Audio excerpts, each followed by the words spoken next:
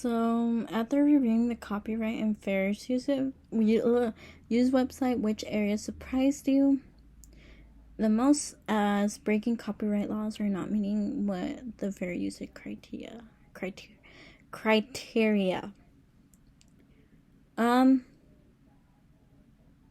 I think what surprised me the most as breaking copyright laws was certain websites. It said in the article that if you use websites, it is copyright law. It's under copyright law, but for certain things, for educational purposes, it's fair game, fair use. And I think that's very confusing because then you're like, well, which websites are do allow educational purposes and which ones don't? Because PBS, CNN, I think they do. They have CNN News for little kids, so I hope they do. Anything Scholastic, I don't know about I think National Geographic should, because they have the kids one. But anything else other than those, I was surprised that it said that. Another thing that surprised me was that we need to be careful on where we post certain things. Like if we're putting on a news article or like a PDF or anything video or audio based, we need to make sure that it's posted only for students, not posted on a public domain like school website or and they would much rather you post it on an LMS, like anything like Google Classroom that only students could get into and you yourself could get into. I think that surprised me a lot. What examples have you experienced where educators have broken copyright laws or fair use policy? Is it really that big of a deal? Okay, so I think the biggest one that they've broken is movie night. I had remember, we do it in our school district, and I thought by just purchasing the video was enough, but I guess it's not. I had remember seeing somewhere that Disney actually caught sound that this school was having a movie night, and it was a Disney movie. I can't remember what it was, and Disney was actually doing a lawsuit against the school for doing this movie night with this movie. And I thought it was a little drastic. They could have just given them a warning, don't do this. But they went in with the lawsuit, and I can't remember what happened. But I think a way that most of it's because I remember back in my day we sold tickets to get into watching the movie, and I think that was the legal part. Nowadays it's just selling the snacks, and it's a free pass to watch the movie. But I think it's a little drastic that these big companies try to sue something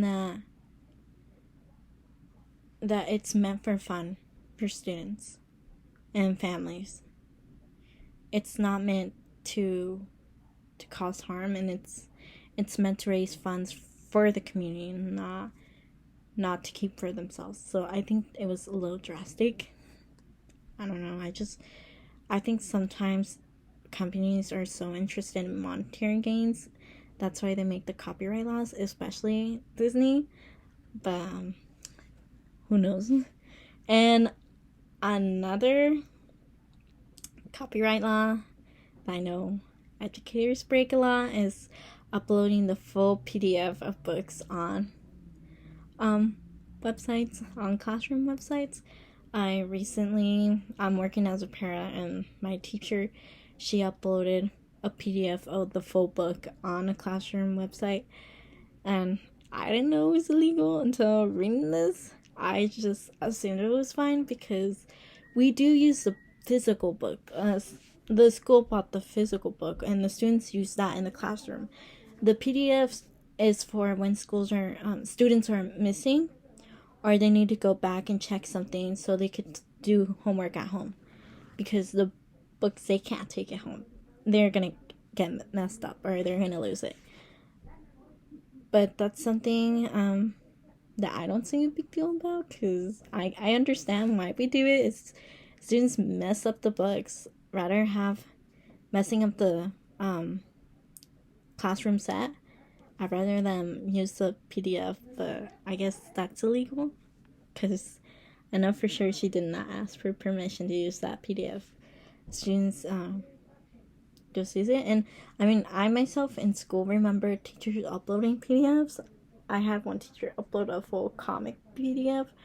I can't remember what it's called. I think it was Mouse or something like that. It's a German Oxy book. And it was a book that was recently published too. It was like 2011 or something. And he put that PDF in Google Classroom because he wanted us to use it and find information and do projects with it. So I don't see anything bad with it. And most students, I can assure you, they're not going to go save a PDF, use up precious storage on their iPads or tablets for something that they're not going to use again. I can assure you they're not going to sell anything. So I think it's a big thing that people are making a big deal about, especially in an educational setting. But again, I don't know. So how did you score on the fair use quiz from that quiz was not great for me. If you couldn't tell, I don't know about these copyright laws. I'm not for them exactly. So I got a 41%, and it's no surpriser. I don't see anything bad with certain things, especially in the education setting. Like, there's a question about on this video about a teacher showing the President Nixon leaving the White House. Let me see. Yeah. It was where is it? A history teacher taped the original ABC News report showing Richard Nixon leaving the White House after he resigned. She made it a personal VCR and used her own tape. She uses the entire news program every year in her classroom. This is fair use, and I thought it was fair use because it said anything news related is fair use for educational purpose, and I thought it was that. Guess not.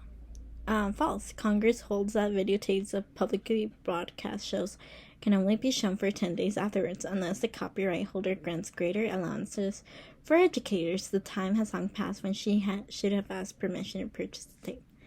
And see, things like this, it's like monetary gain. I don't think that's fair. It was a public broadcast. Why does this teacher need to purchase this tape if it was a public broadcast? It was free. Anyone could have seen it. See, I don't understand that. See, this is what makes me blows my horn because of this. I'm getting mad about this. I'm getting heated. See, I understand why they do it, copyright laws. But,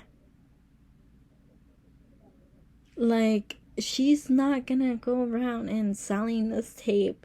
She uses for her own classroom. And it's a historical piece. It's a historical event that she needs to show it in the classroom, especially as a history teacher. One of the first presidents to ever resign.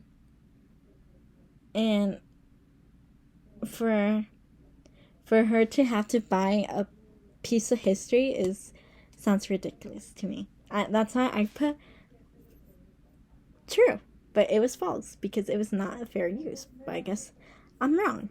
And then another thing that surprised me was, let me see, that was another monetary gain, was An elementary school transcribes the lyrics from the album Cats and puts it on as a school mini musical. A teacher plays the music by ear on the piano and the students perform every song.